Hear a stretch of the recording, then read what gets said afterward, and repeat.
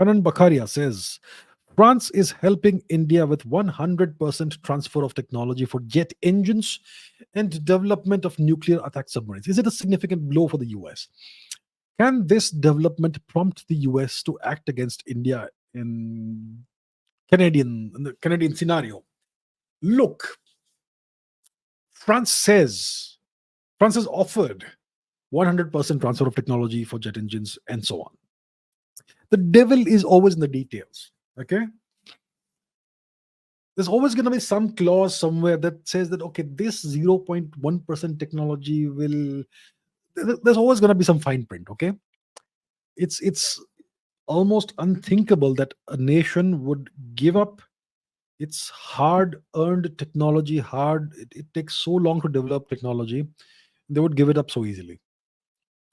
They, of course, France has a big axe to grind against the US. Okay, France hates being part of NATO. France hates being part of the EU, or at least part of NATO, because you are under US domination. France is the only nation in Europe that still has some kind of a quasi independent foreign policy. They have their own independent nuclear deterrent, like nobody, that no one else in Europe does.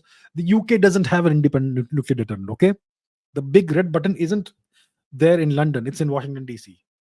The button which um, is connected to the British missiles. Those missiles are American missiles, by the way.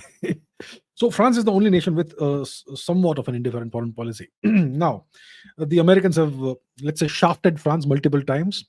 The Australians were supposed to buy French submarines. The Americans forced the Australians to kill the deal and buy American submarines that will be delivered in what, 2087 or something, 2030s, 2040s, 10, 20 years from now. So that has really angered the French, clearly, no doubt. Um, so the French would certainly want to work together with India and do something that displeases the Americans. And of course, if it helps the French financially, why not? Why not do that? So I'm sure India will be willing to pay good money for this technology. The question is, will we get the full technology, full 100% TOT? I think we're gonna have to be very careful that uh, we don't end up with 98% technology, and that will be like crippling. Okay, even that 2%, if you don't have it can cripple you, and it can render you completely dependent on a foreign power. um there is that. So the jet engine is a critical piece of technology for India. We anyhow need jet engine technology. I don't care how we get it. We buy, beg, borrow, or steal it. We need that jet engine technology. Without this jet engine technology, our Tejas fighter program is useless. Right now, we are having to buy American jet engines, and now they are trying to delay that. The Americans are trying to put pressure on India by delaying the delivery of jet engines.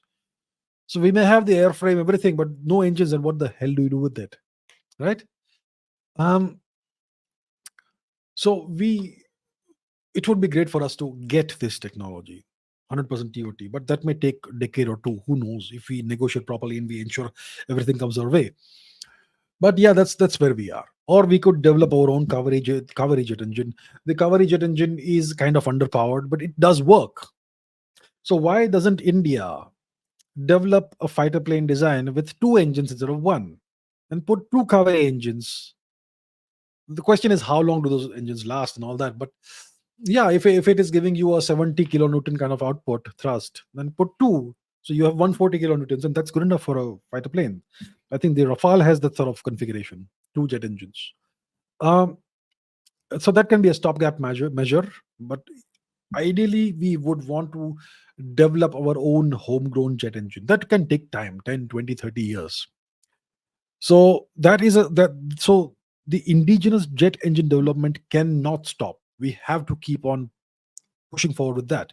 In the meanwhile, we, if possible, get the French technology. That would be great. Nuclear attack submarines. We'll see about that. The main once again, it's about the propulsion, right? Jet engines is propulsion. Nuclear, uh, the miniaturized nuclear reactor in a submarine, that's also propulsion. It's all about propulsion.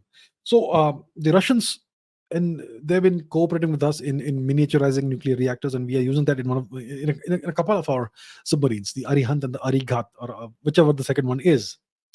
So the Arihant has been operational for some time, and we have a newer one now that recently became operational, which is more powerful than the Arihant, and each successive iteration will be better in some way. So we are kind of testing our way, iterating our way uh, to better technology when it comes to submarines, nuclear submarines.